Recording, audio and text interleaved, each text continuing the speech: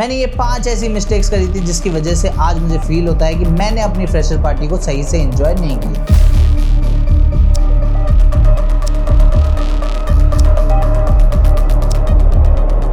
ना मैं किसी से जाकर बात कर पाया, ना किसी को नया दोस्त बना पाया, और सबसे इम्पोर्टेंट बात, हमने बिल्कुल भी एंजॉय नहीं करा। चीजों पे तुम्हें रस्टिकेट और तुम्हारा आईडी कार्ड रख सकता है। मिस्टर और मिसेस फ्रेशर्स के लिए कभी भी भाग नहीं लेना।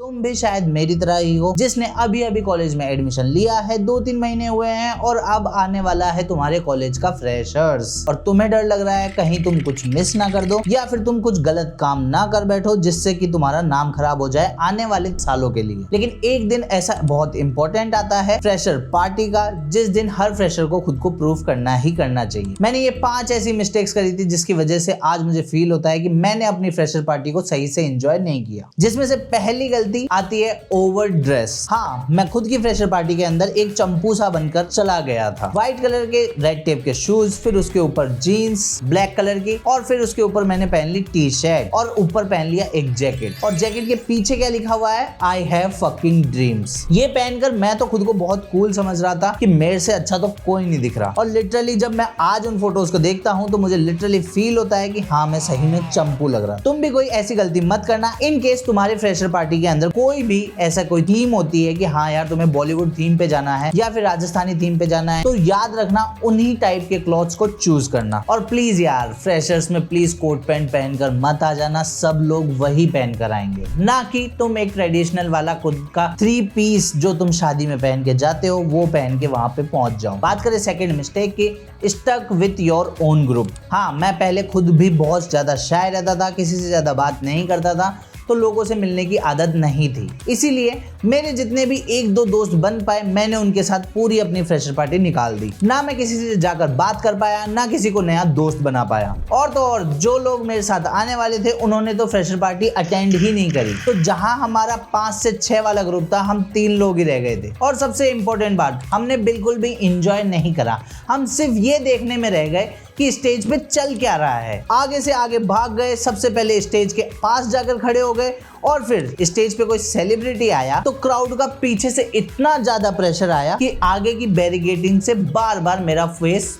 भिड़ रहा था, जिसकी वजह से मुझे ये तो पता चल गया कि आने वाले 3-4 सालों में मैं कभी भी स्टेज में किसी भी इवेंट में पहले आकर खड़ा नहीं होऊंगा। रही बात और लोगों से मिलने की, तो वो मैंने ओवर द टाइम पीरियड मेरे कॉलेज लाइफ के अंदर मैंने एक चीज सीख ली कि अगर मैं किसी से भी जाकर बात करूंगा, चाहे से वो लड़का हो या फिर लड़की, कोई भी उन दोनों में से मुझे डायनासोर बनकर नहीं खा जाएगा। तो अगर तुम्हें कोई भी डायनासोर बनकर नहीं खाने वाला है तो प्लीज जाकर बात करो, अपने कनेक्शंस को बिल्डअप करो। हो सके तो अपना ज्यादा से ज्यादा टाइम कॉलेज के अंदर बिताओ, ना कि घर बैठकर। तो अब आ जाते हैं थर्ड पॉइंट पे, जो कि है मेंटेन डेकोरम, जिसके अंदर सबसे पहला ही आ जाता है तुम्हारा ड्रेसअप। कि अगर किसी कॉलेज की गाइडलाइंस है या फिर तुम्हारे रूल्स कुछ कहते हैं छोटी ड्रेस नहीं पहन के आनी है, तो प्लीज वो चीज को मेंटेन करने की कोशिश करो। करने में कॉलेज कुछ नहीं कर सकता, बस चीजों पे तुम्हें रस्टिकेट और तुम्हारा आईडी कार्ड रख सकता है। लेकिन दिक्कत तब आ जाती है जब टीचर्स को तुम्हारे नाम और फेस याद हो जाता है। अगर तुम्हें पीने की और किसी और को पिलाने की लत है तो प्लीज उसको दूर रख देना एक दिन के लिए। अगर तुम किसी भी कारण पकड़े गए तो वहां पे फंस जाओगे 4 साल के लिए, क्योंकि ऐसी कंडीशंस में कॉलेज ढीले पड़ते नहीं है, क्योंकि बहुत सारी भीड़ होती है, उनको डेकोरम मेंटेन करना पड़ता है, और भी सिक्योरिटी का काफी सारा इशू रहता है, बहुत सारे फोन चोरी होते हैं, इसलिए अपनी चीजों को भी संभाल के रखना।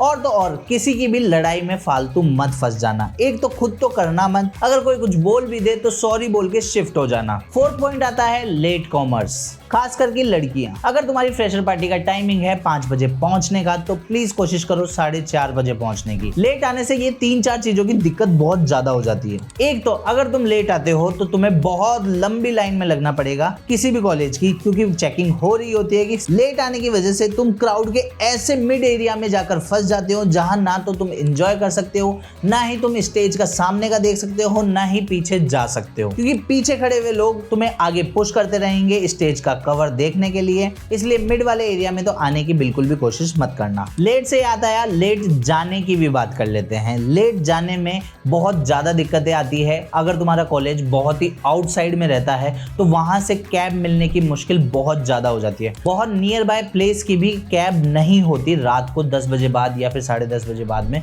नहीं मिल पाती है। मेरे बहुत सारे फ्रेंड्स थे जो खुद की गाड़ियों से नहीं आए थे, कैब के भरोसे आए थे और उनको कैब नहीं मिली 10:30 बजे। इसलिए कोशिश करो खुद के व्हीकल से आने की, या फिर कोई ऐसा दोस्त ढूंढ लो जो कार लेके आया हो। और अगर तुम कार लेकर आए हो और तुम्हें ऐसा लगता है कि यार कोई अननोन पर्सन है या फिर कोई अननोन फ्रेशर है जिसको तुम छोड़ सकते हो, तो प्लीज उसको ड्रॉप कर देना उसकी लोकेशन पे। इससे दो फायदे होंगे, एक तो तुम्हारा एक नया दोस्त बन जाएगा जिसको तुमने हेल्प कर दी, और सामने वाले बंदे की भी हेल्प हो जाएगी, चाहे वो लड़का है या फिर लड़की। लास्ट पॉइंट, 5th पॉइंट और सबसे इंपॉर्टेंट पॉइंट, मिस्टर और मिसेस फ्रेशर्स के लिए कभी भी भाग नहीं लेना। तुम पहले से ही अपने मन के अंदर ये मान लेते हो कि हाँ यार मैं तो अच्छा हूँ ही नहीं, मैं क्यों पार्ट लूँ, मैं तो सेलेक्ट हो ही नहीं सकता और मैं तो आगे जा ही नहीं सकता। अगर तुम पहले से ये मान लोगे तो तुम कभी भी कोशिश भी नहीं कर पाओगे किसी स्टेज को फियर करने की, और इससे बहुत सारे फायदे होते हैं। तुम्हारे बहुत जल्दी कनेक्शंस बिल्डअप होते हैं। अगर तुम ट्रायल के लिए भी जाते हो और सही में फर्स्ट टाइम पे ही रिजेक्ट हो जाते हो तो ये भी बेस्ट बात है। तुम अगर स्टेज पे जाते हो और जब ऑडियंस में